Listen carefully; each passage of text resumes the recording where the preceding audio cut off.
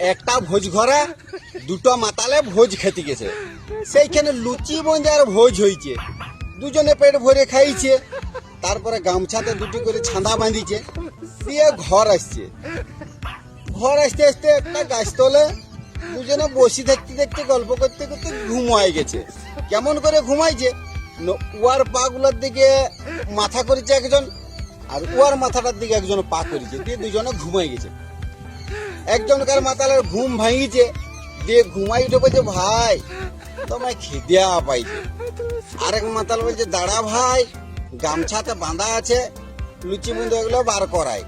লুচি বুন্দা বার করাইয়ে খাওয়াই দিতে যাবে, যে মুখ তো আর খুঁজে পাচ্ছে না। তাহলে মাথাটা তো ওই ধার দিকে আছে, আর পেছনটা এই দিকে। দিয়ে হাত বুলাচ্ছে, আর লুঙ্গি পরে গেছিল মাতালে, সেই লুঙ্গি উপর দিকে উঠিয়ে গেছে। তখন পেছনটাকে পাইছে, ওইখানটাতে গুঁজে লুচি বুঁজা গুলাকে ঢুকাচ্ছে। তখন বলছে, ভাই তোর একটা দাঁতও নাই যে রে, পড়ি যাই তোর দাঁতগুলো সব ভেঙে গেছে নাকি? বলছে, হ্যাঁ ভাই।